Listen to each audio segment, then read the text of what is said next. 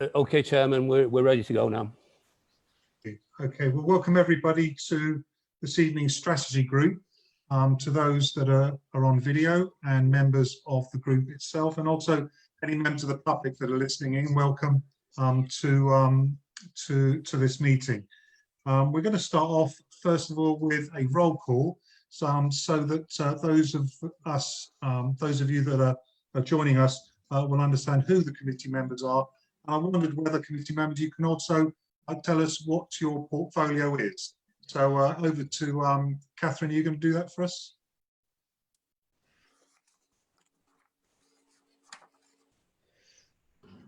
Catherine, you've just been spoken to. No, it's not me. Another Catherine.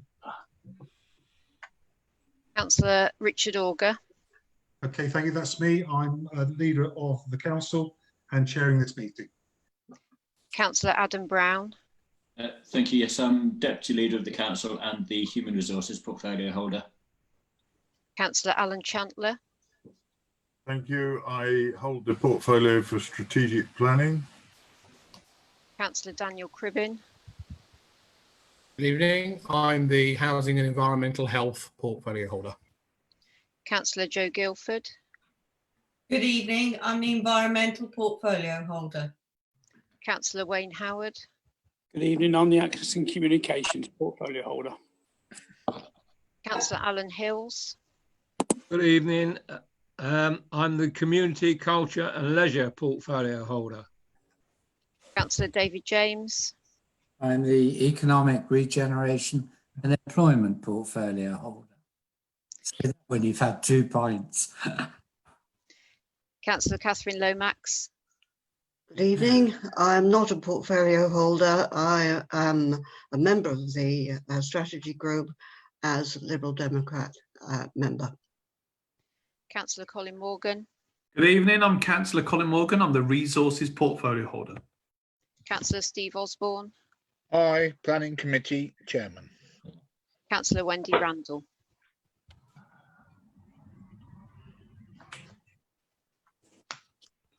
Wendy, you're muted.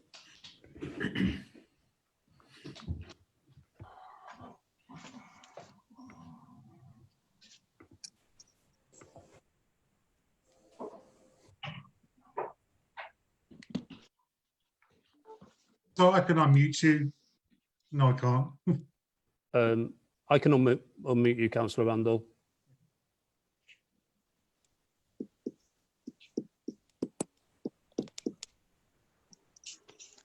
Well, I thought yes, I think that's done it. No. No.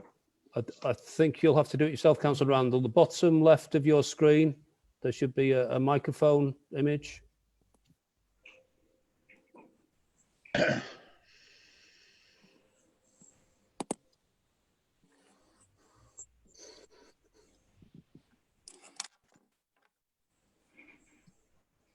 Going so good.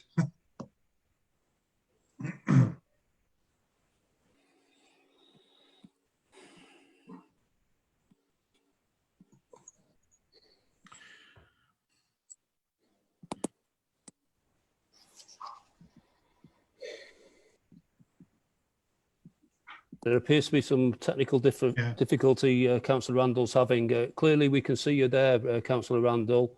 If I perhaps introduce you while we're trying to sort this out, it's Councillor Wendy Randall, who's a Labour member of Strategy Group. Okay.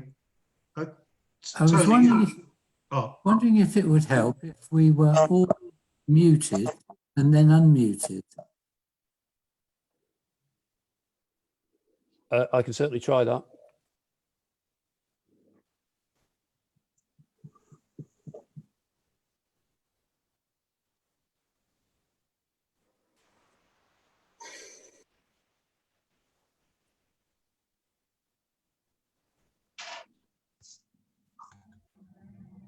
No, it definitely seems to be.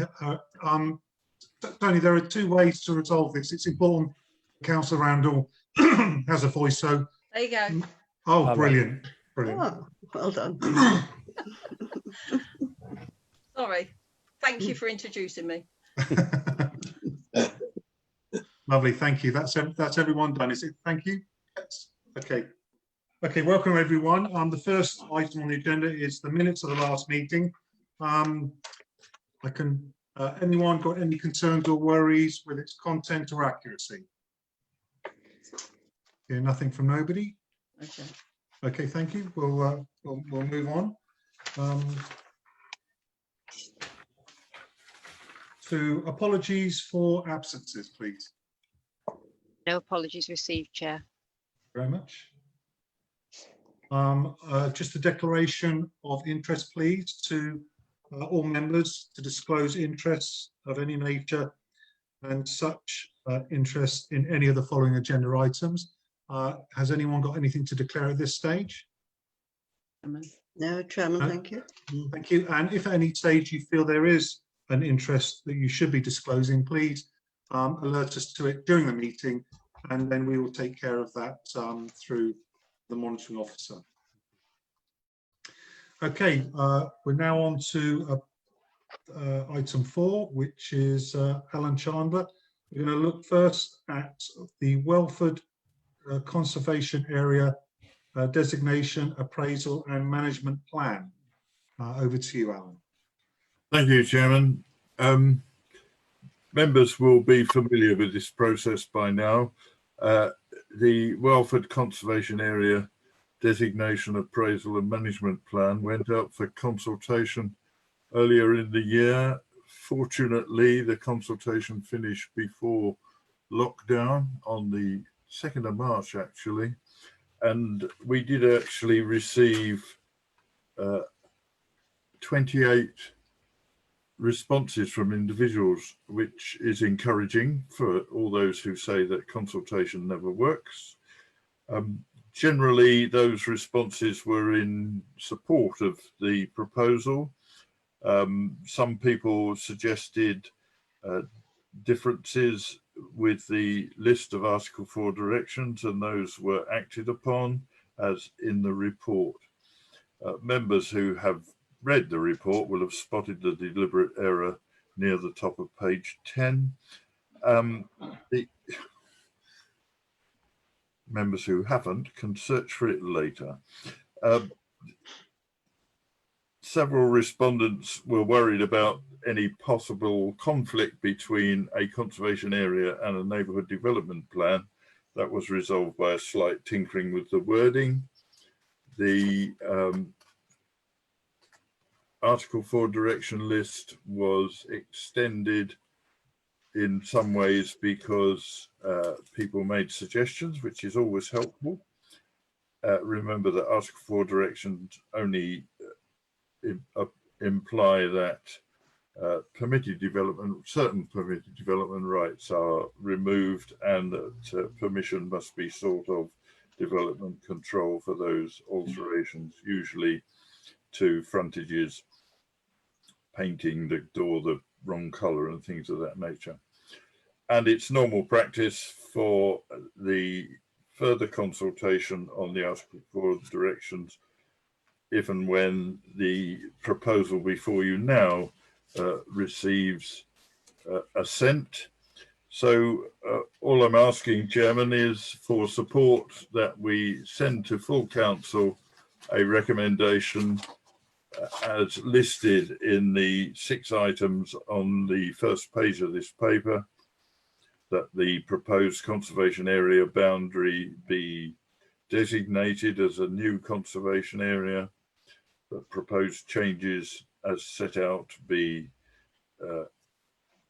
built in, that the editorial changes in order to make it a sensible document should happen, that it should then be adopted as a supplementary planning document, and that the local list entries be agreed and the Article 4 directions be subject to further study and consultation before coming back to this group later on. That's the proposal, Chairman. Thank you. Thank you, Alan. Are there any speakers on this one? Alan Hills.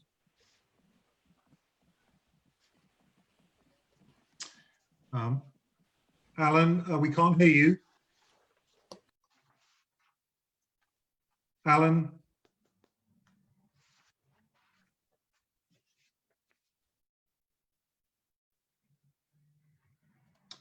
Alan Hills, can't hear you. Can you try again? I've pressed unmute me. That's it. Yeah, that's it. Carry on. Yeah. Basically, I've read this. There's quite a lot in this report, and some of the comments very interesting. But I definitely feel that we should support this, and I'm quite happy to second this recommendation. Thank you. Councillor Joe Guilford. Could I just ask, section 4.2 of the report, I was very pleased to see that, you know, we'd had consultation and they'd influenced the plan. The parish council had managed to have some wording amended and the obvious amendments regarding the listed buildings. But in the first paragraph, it says there was some requests to changes to the boundary and wording of the appraisal and management plan. Were there, it's not clear if there was any changes made to the boundary. Can you confirm whether there was or there wasn't? Thank you, Joe. Alan, can you respond to that? I'll try, Chairman. I'll try. There was a suggestion that an ancient earthwork called the Old Mill, I think, to the north was to be included, but it was felt that because there was quite a large area between it and the proposed boundary, that it wouldn't be appropriate to include that, and so it wasn't included. And that is actually referenced in the appendix, which lists the responses and the council's response to that. Thank you. Thank you, Councillor Chandler. Anyone else? No? In that case, if you're happy to recommend this to full council, can you just do so by a raised hand? Please do so now. And just to be absolutely on the safe side, if anyone has any concerns or is against it, can you so indicate? Sorry, Colin, I've got some hands gone up here. Is that to speak or to vote? Presumably that's to vote. To vote. Okay, all right. Yeah, if we don't use the hands to yeah, let's get this done. If we physically raise our hands, all right, for a vote with a recommendation, and use the blue hand to indicate if you want to speak, that will make things a little bit easier for me. Are we happy to do that? Yeah, Chair, for the point of clarity, I was raising my hand to agree and not to raise a question. Okay, and Adam's done the thumbs up, but either way, I don't mind a thumbs up. But good. And there's nobody against, I take it. Please so indicate. No, that's good. Okay, that is recommended. Item 4.2, draft conversation area appraisal for Haledon. Again, it's Alan. Thank you, Chairman. Yes, this is a review of the Haledon conservation area, which was first designated in 1976, so it's one of our early ones, and it was revised and extended in 1999. If you've read the document, and I hope you have managed to, you will see that there are a number of proposals for increasing the boundary slightly to include potential archaeological interest sites, which I think is appropriate because we need to make sure that those aren't interfered with unnecessarily. And this is a resolved item, Chairman. It's simply asking that this should go out for consultation. Just a word on that. Obviously, the consultation can't happen until the lockdown is at least eased, if not released completely. Otherwise, it's not possible for the consultation to take place effectively, because we would expect there to be public events involved and visits to the area by interested persons who wanted to make a response. And we have pointed out that in the printed copies that we have, there are some strangenesses, shall we say, in the presentation due to the differences, funnily enough, between the processing of a Word document or a PDF document. Those will be attended to in good time. But all I'm asking here, Chairman, is that Strategy Group should resolve that this consultation should take place when appropriate. Okay, thank you, Alan. I have a number of people indicated who want to speak. Can we begin with Colin Morgan? Councillor Morgan. Thank you, Chair. Of course, you may want to start with the ward members, but I wanted to congratulate the team on this document. And I think it's one of those interesting things, isn't it, when it takes up a good chunk of the strategy paper tonight. And when we've had a situation of lockdown where we shouldn't really be leaving anywhere further than walking distance, it's a lovely reminder to somebody who lives so far away from Haledon here in Daventry that what a beautiful village it is. And it's a superb document as always from the team. And when things are fully relaxed, I'm very looking forward to actually taking this document and having a good nose around that village so very far away. Thank you, Chair, and fully support it. Thank you. Yeah, apologies. Joe, is that you, Haledon, your area? Yes, that's my area. Yeah, apologies for that. Could you speak next then, please? Okay, I just wanted to ask about the consultation because, yes, as Councillor Chantler has said, it won't start until the ease down, but normally we do consultation electronically and then we also hold events in village halls, etc. My concern is that the older population who would normally use the village halls, etc., they will be the last to be, shall we say, released from this lockdown. So it's how we're going to get their input, not just in this consultation, but any consultation going forward, if, you know, when we start the consultation process again. Okay, Alan, has there been any discussions on that? That's obviously a crystal ball sort of scenario really on how long we're going to be in this scenario, but has there been any discussions on and thoughts of that? Yeah, I had a brief discussion of that earlier today with officers, Chairman. It's believed that the appropriate thing to do is to delay the consultation until everybody can take part in it. Many of you will know that personally I'm not allowed out of the house until September, whatever the rest of you might get. So that means that it may be delayed for some considerable time. Yeah. Okay, so, all right. Okay, thank you. Does that answer your question, Joe? Yes, that answers my question, and I am happy to second this going forward if it needs a second. Lovely, thank you. I did have my deputy lead. Adam, did you want to speak, Adam? Yeah, thank you, Councillor Organ. Actually, Joe's covered my point. I was just seeking reassurance that the consultation would either be social distancing compliant or delayed, and thankfully Councillor Chantler has already given a thorough answer to that question. So I think we're taking the right approach by the sounds of it. So I fully support all the recommendations within the report. Thank you, Councillor Brown. Councillor Howard, Wayne. Thank you, Chair. Yeah, I just want to congratulate the officers on an amazing paper, as always. Just one quick question, and I don't think the portfolio holder will be able to help me on this, but I've never known it to be Catesby Abbey. I don't believe it was an abbey. I believe it was a priory, which obviously there's a huge difference between the two. So could that be checked just for reference outside of the meeting, and then necessary paper changed if needed? Thank you.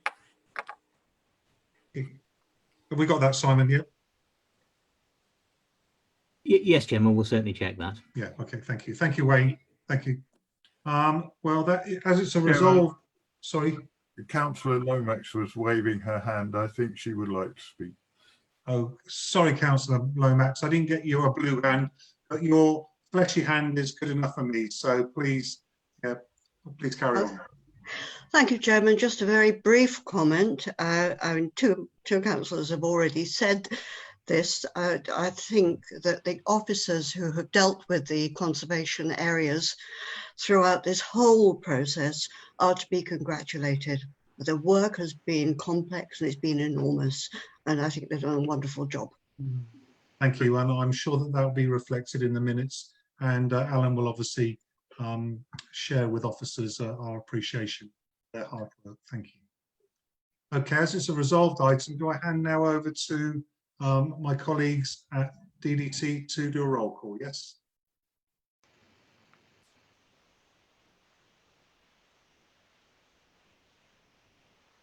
So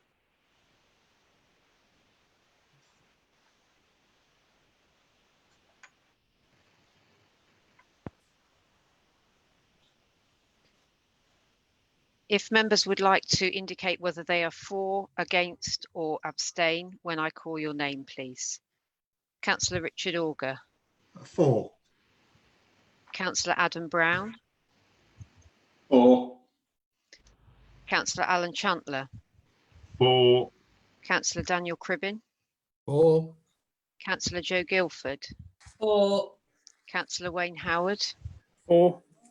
Councillor Alan Hills. For. Councillor David James. For. Councillor Catherine Lomax. For. Councillor Colin Morgan. Councillor Colin Morgan is for. Councillor Steve Osborne. For. Councillor Wendy Randall. Hmm. Councillor Wendy Randall. For. Thank you. Can I come in? It's Alan Hills. Alan Hills, I'm having a load of problems here. The screen keeps disappearing and then it comes back. Your meeting should start in a few seconds. And then I get a picture of Ian Vincent. then it fades again. Then it comes back. Your meeting should start. And it's been doing this over the last 2 or 3 minutes. So I'm having problems. At the moment, my screen just starts. Your meeting should start in a few seconds. So. Okay, Alan. Well, whilst you can hear me, you can't see me probably. Okay, we can see you. Can you hear us? Sorry. Can you hear us? I can hear you. Okay, I can't see anybody. All right, don't worry about that. And we can hear you. We'll try and sort that out at some stage. As long as you can participate in the meeting, we will continue to proceed. Hopefully, the remnants will sort themselves out. Okay. All right, thank you. Okay. That's everybody in favour, Chair. Thank you very much. Thank you for doing that. Appreciate that. Okay, item 5 now, 5.1, housing and environmental health issues with Councillor Cribbin. First of all, we're going to look at the Licensing Act 2003, the Statement of Licensing Policy Review. Councillor Cribbin. Thank you, Chairman. You've got before you a recommendation that we accept the officer's report here. I've need to report to strategy that we've had some major amendments that have been put forward by 2 members of strategy and also the chair of the licensing committee. Say this particular item would normally sit with the chair of the licensing committee, but as he doesn't have a seat on strategy, it falls to me as housing and environmental health portfolio to present it.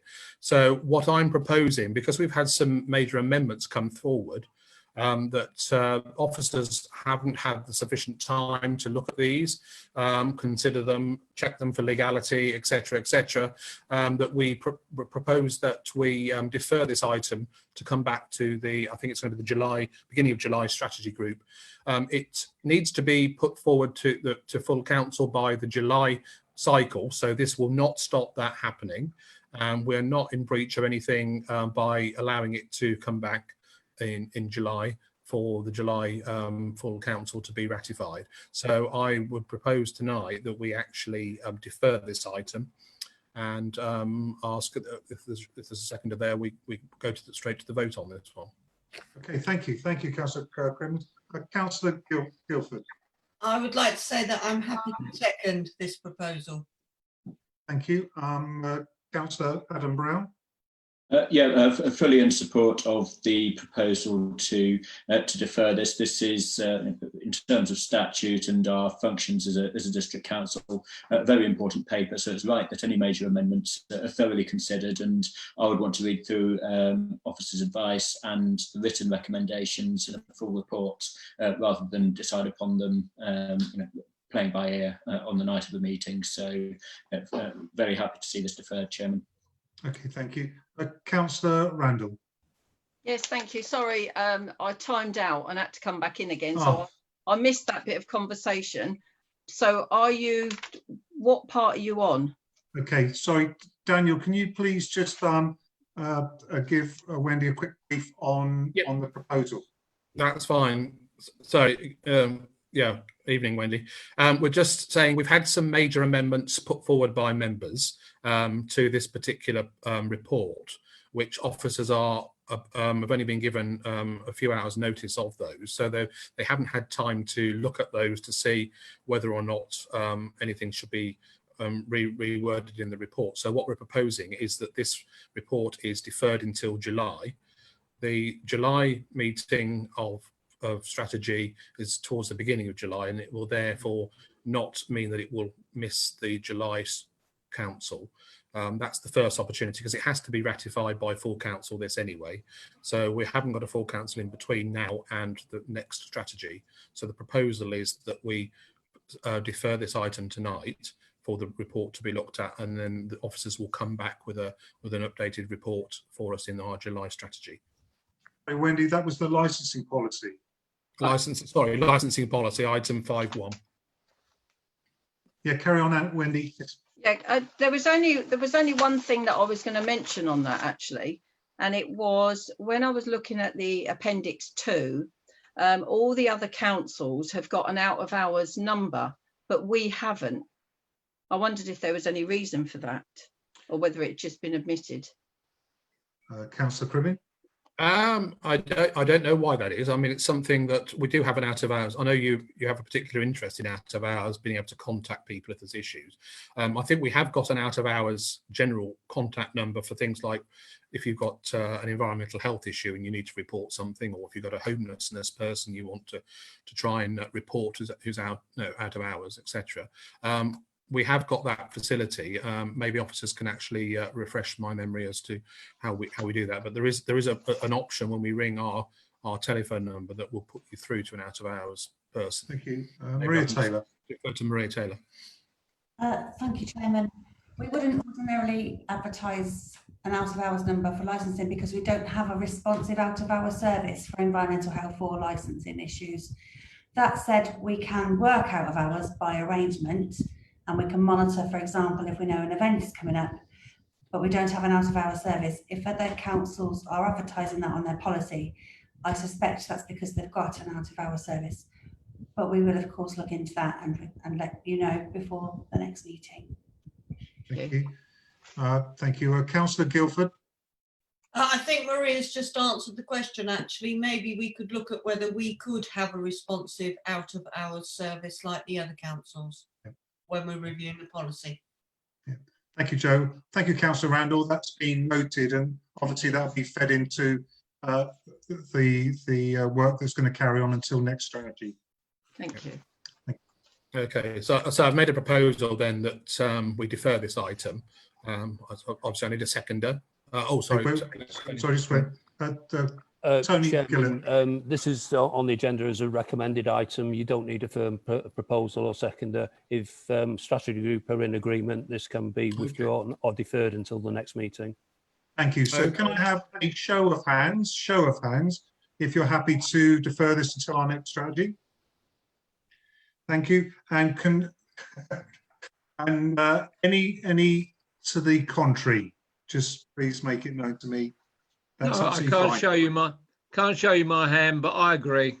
Yeah, thank you. Yeah, that's fine, Alan. Thank you very much. We'll defer that until next strategy group. So that completes that item. Thank you. We're now on to staying with Councillor Cribbin and looking at our temporary accommodation policy 2020. Over to you, Councillor Cribbin.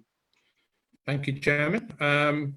And thank you, Tony, for clarifying that point on how to proceed there. This item is, we went out to Strategy Group was authorised a consultation exercise on our 9th of January meeting for the draft temporary accommodation policy. That went on from the 13th of January 2020 to the 10th of February 2020.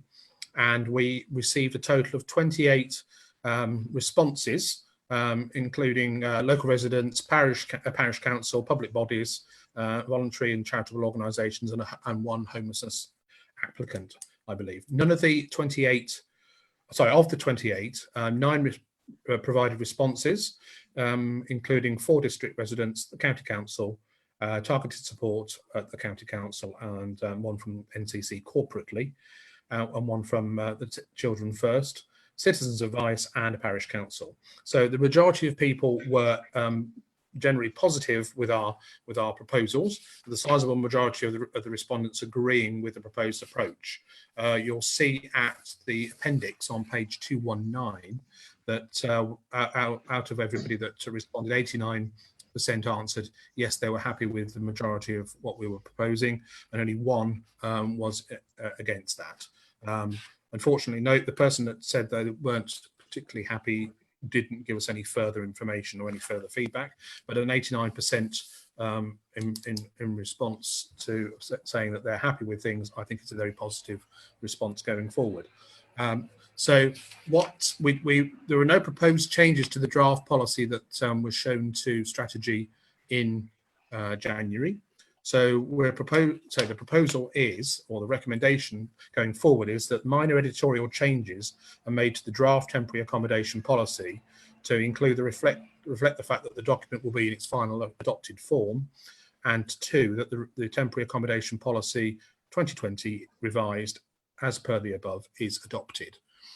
So I put that to members, open up to debate if there is any. Thank you, Councillor Cribbin. Wendy, I saw your hand raised. Yeah, I just wondered if the Citizen Advice Bureau had responded. Obviously, I would imagine that they probably see a lot of homeless people coming through their door, people really struggling or worried about losing their home. But that wasn't mentioned as a response. Okay, thank you. Sorry, Councillor Randall. Yeah, apologies if that wasn't made clear. If you look at page 221 of the report, you'll see that the comments that Citizens Advice actually put forward. Thank you. Yeah. Councillor Guildford. Just to say I am in support of this, but one question I have, and it's more a generic question, as policies are coming through to the council in this run up to becoming a unitary authority, is there an element, or have we put in an element where we are looking at policies of the other authorities that will join us in the unitary? I'm not saying a full harmonisation, because that will happen when we become unitary, but if we're looking at policies, then maybe we ought to take some account of what other policies say as well. Is that an element that's been introduced in the run up to unitary? I believe in this respect, actually, I think our temporary, I think I'm right, correct me if I'm wrong, Maria, is that we are largely in alignment with South North Ants in respect of our policy at the moment on this respect. But I mean, obviously all policies will be looked at when we become a unitary authority, and they will be harmonised along the line. There isn't, I don't think, a particular timetable for all policies. As and when they become looked at for refreshing, they will be harmonised. But I think ours is largely in alignment with South North Ants. Okay, thank you. Let's bring in Ian Vincent first, and give us just more of a strategic response to that. Thank you, Ian. It's just a point of how we are going forward with LGR. All policies eventually will have to be merged and single policies developed for each of the west or the north, as Joe has suggested. What we are doing is, whenever we do introduce policy, we do try wherever possible to bring policies in line with the majority, but that's not always possible. And I think what we are going to be seeing, there'll be certain policies that we will have to harmonise pre-vesting day, and those will be harmonised pre-vesting day. But there'll be other policies that won't be so time critical, and legally we won't have to have them all harmonised by vesting day. But as I say, there are two groups. There are those that can wait, and there are those that can't wait because of the legal background to the policy that we're setting. So I think what you'll see over a period of time is some modifications to policies that we have already adopted as a council, in order to try and make sure that those that are legally required to be in place before the 1st of April next year actually are in place before the 1st of April next year. So yeah, I think it's a blend of the two things really. One that we'll have to do, and the second one, if we can do them, we will. But they'll come along later. Thank you, Simon. I saw your hand raised. Did you want to add anything to the Chief Exec? Always a dangerous move, Chairman, but I would just say the housing officers talk regularly amongst themselves across the west of Northamptonshire. So where there are opportunities to draw things together naturally, that is being done. Lovely, thank you. Councillor Randall. Yes, sorry. I'm just obviously county council deal with vulnerable families, and obviously to their response, and they're saying that they deal with a lot of homeless people. So you'd think that they'd obviously maybe have more of an extensive knowledge. That our suggested action to all of these comments is just none. And obviously we detail why, what we feel, but I'm thinking if they've made that response, they must feel that something could be better. Okay, Councillor Cribbin. Yes, I think if you look at the suggested comments we've come back on, I think probably what's happened is that the county council is giving a very full response, and we do appreciate what they're saying. We take on board what they're saying. But this particular policy is just talking solely about the temporary accommodation like B&Bs and things like that, and it's the policy itself was a relatively narrow field. It's not there to catch everything, whereas the county has probably put its comments in just giving a general view about overall policy about how we deal with homelessness people, and we take that on board, and we're not dismissing it. But this particular policy is just talking about how we deal with putting people in bed and breakfasts, and largely, if you remember back to this January strategy, where we're talking, and I think you raised the issue about we don't really want to be putting people out of area if we don't have to, no. And we want to try and keep people local as much as we can, but we do have to have a policy in place because of legality. There have been legal case law that says you have to have policy so you can defend your position if you decide that, all things considered, you have to put somebody outside of area. So I think that what the county is saying is very valuable and very relevant, but it's relevant to the whole issue. This particular policy is just talking about how we deal with temporary accommodation and the possibility of putting people outside of area. So I would say that we don't need to make making any changes to this particular policy, but we take on board what county says. We will bear that in mind with our overall policy of how we deal with homelessness people generally. Okay, thank you. Yeah, thank you, Councillor President. Okay, if there are no more, Maria Taylor. Thank you, Chairman. I can confirm that members needn't be concerned about families with children being in bed and breakfast away from their schools, because in those sorts of situations we can and do provide transport to schools and so on. It is always our intention to accommodate people in temporary accommodation as near as possible, but as has already been covered, that is part of our operational arrangement as opposed to our temporary accommodation policy. Okay, members of the group, then, if you can show by the fleshy hand, your own hands, if you're happy to recommend this to full council, please do so. Thank you. And anyone? Yes, I'm happy to endorse that. Yeah. Thank you, Alan. Anyone against? No, that's super. Okay, that completes that item. Thank you, Councillor Cribbin, for your input, and that of Councillor Chandler. Is there any urgent business that needs to come before us? Not this evening, Chairman. No, thank you very much. In that case, that completes the meeting. Thank you very much for your attendance. Thank you for members of the public who listened in, and any feedback would be much appreciated on how we can make these things more effective and efficient. Councillor Chandler, I see your hand raised. Do you want to say something, sir? Yes, Chairman, and it's very relevant to what you just said about making improvements to this process.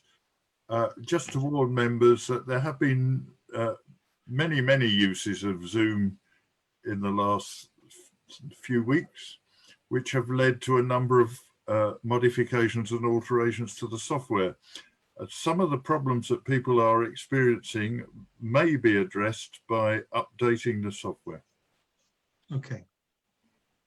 Thank you very much, Alan. Yeah, I'd just like to say that from my point of view, I shared this meeting in the dark a bit, and